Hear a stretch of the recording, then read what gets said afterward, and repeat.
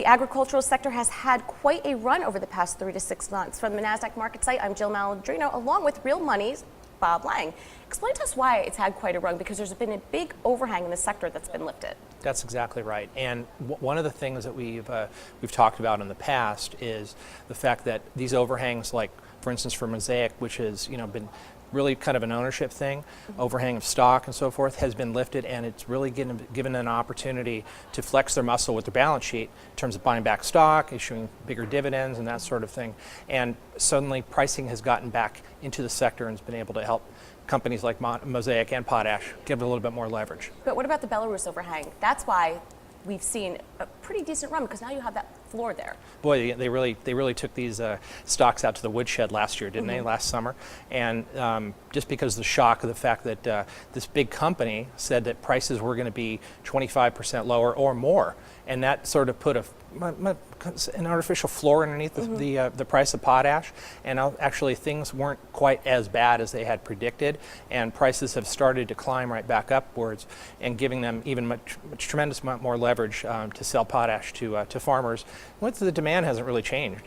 This is the demand story. The fundamental story that we've talked about for the last couple of years has never changed. Well, that's one of the reasons why we like Mosaic. What I like about this company is they're looking to unlock shareholder value. Now that they have the Cargill overhang gone, their balance sheet looks fantastic with all that cash, and they're not simply growing just by buybacks and dividends.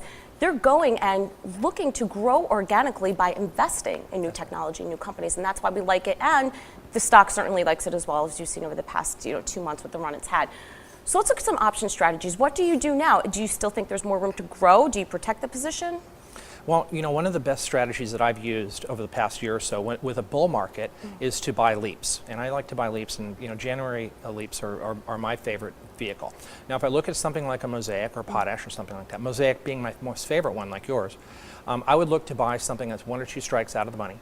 Currently, stock's trading around $47, so maybe a $50 or $55 strike. Sit with that for a while, and maybe even introduce some diagonal type strategies, which would be selling some calls to take in some of the premium against what I bought, what I went long. But even if I didn't do that, I would feel very comfortable just going long those leap calls out into the end of the year. Because if you're looking at maybe a $55 strike, gosh, the stock was just there last summer, right? We're only talking about maybe a 9 or 10% move just to get to right to that strike. So I'd give it a shot. It was really one of the weaker performers in 2013, and I think that the dynamics that we've talked about are changing. That's going to be in their favor in the year to come. Okay, all right. Well, we'll certainly look for more of your follow-up on that at Real Money Pro, and of course, explosiveoptions.net.